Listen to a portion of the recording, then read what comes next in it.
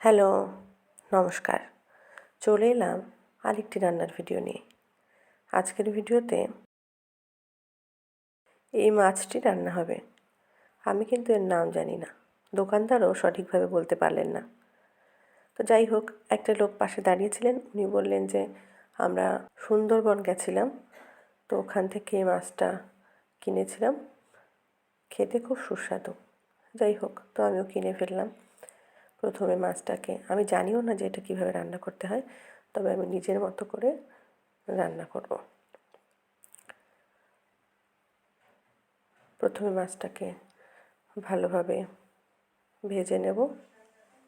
অন্যদিকে আলু টুকরো করে কেটে নিয়েছি। মশলা দিয়ে দিলাম টমেটো, আদা, জিরে, শুকনো লঙ্কা দেব, আর অল্প নুন দিয়ে এটার একটা পেস্ট বানিয়ে নেব।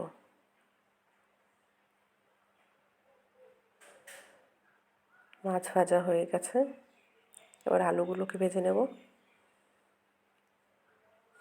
ভেবেছিলাম শুধু আলু দিয়েই রান্না করব, কিন্তু দুটো বাচ্চার একজন বলছে ফুলকপি রান্না করবে, একজন বলছে শুধু আলু দিয়ে করবে। এদের মশলাটাও করে নিয়েছি।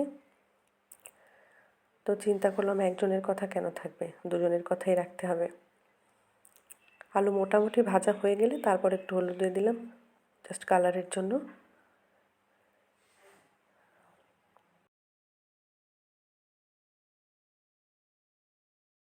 আলু ভাজা হয়ে গেছে, এবার ফুলকপি ভেজে নেব। দিয়ে দিলাম ফুলকপি। ভাজার সময় একটু নুন দিয়ে দিলাম।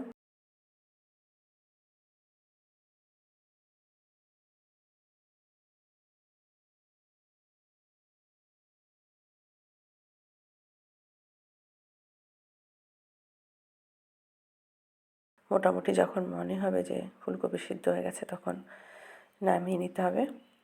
এবার কড়াইতে তেল দিয়ে দিলাম, ফোড়নে দিয়ে দিলাম গোটা গরম মশলা, জিরে আর শুকনো লঙ্কা। এবার যে মশলার পেস্ট বানিয়ে রেখেছিলাম সেই মশলাটা দিয়ে দিলাম। দিলাম একটু নুন। মশলাটাকে ভালো করে কষিয়ে নিতে হবে।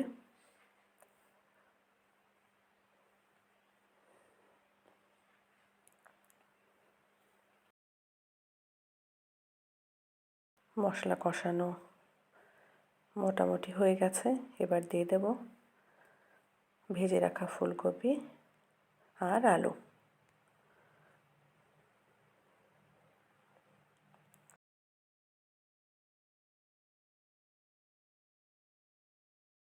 ফুলকপি আলু দিয়ে ভালো করে কষিয়ে নেব।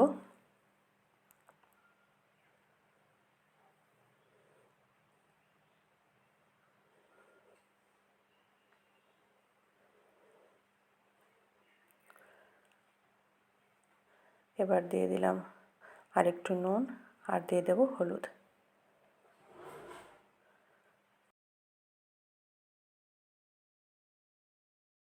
নুন হলুদ দিয়ে ভালো করে নেড়েছে। এবার দিয়ে দিতে হবে জল। প্রথমে আমি মশলার জলটা দিলাম। মশলার জলটা দিয়ে আরেকটু কষিয়ে নিয়ে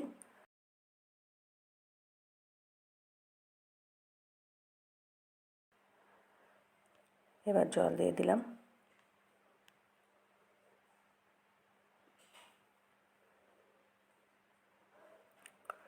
খুব বেশি জল দেব না, যেহেতু সবজিগুলো আগে থেকে ভাজা ভাজা হয়ে গেছে বা ভেজে রেখেছি।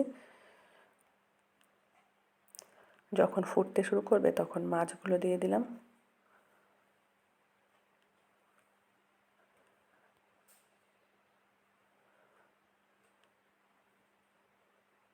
মাছগুলো দিয়ে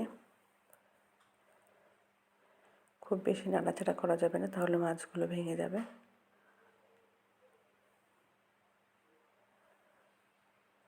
ভাঙার চান্স নেই, কারণ মাছগুলো বেশ শক্ত, সামুদ্রিক মাছ।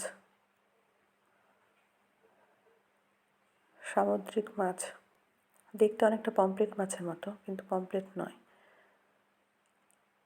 দেখুন রান্না প্রায় শেষের পথে।